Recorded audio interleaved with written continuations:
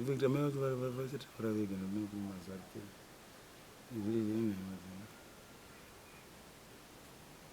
kunyepa varipo mhunzi vachataura zvavo vega ndonoti vamwe it was supposed to be nhasi but asi kuti vachataura nyaya dzese vachipindirana ndingadaro ndogodaro pandomuti dhara akapari ndingana kuti dhara ndingambotaura nezveizvozvo inyaya nekuti ndinoti nyaya dzacho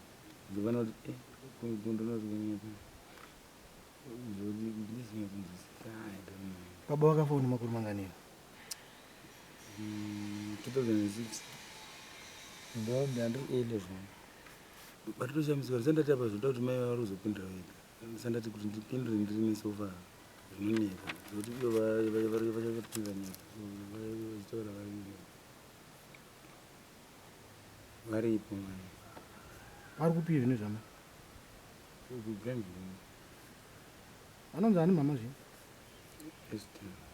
Esther Esther Chimbetu Antoni.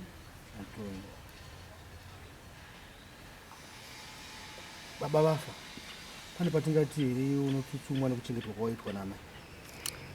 Ndoti apa patomborina zvimwe zvinhu zvese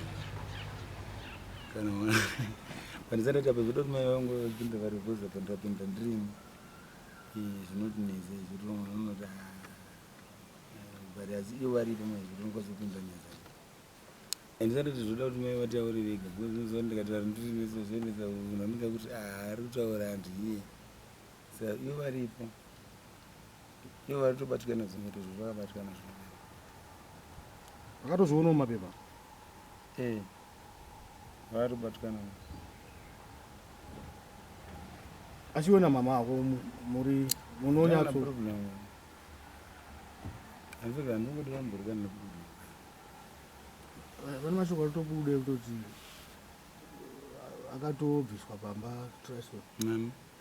nekuda kwenyaya yekuti akananga amai ipfambi ndobviswa pamba nani baba mashoko atiri kutaura kari kubva akangofanana atiri kutaura ngonoti studio izvozvo apa ndobviswa pamba nani mabati nestudio apa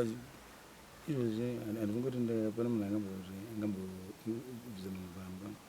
plus pamba tongoti inyaya yestudio itoripo ndo yatikatongostudio isati yatombotanga kushanda saka izvo zvekugara kuno kwamudhara Simon izvo ndikutogara kumba vatasuda izvo ndikutogara wangu chekuta wangu bvakachaumba kwamudhara tandoti blazi yatora ngosangana kana asaona mudhara wanezvendo ala handi paakanzwa makuhwa weyo kuti kuti watama angasipo zvitari nhasi ndofana ngatina mari ndozvandikuti mudhara pakangonzwawo kuti no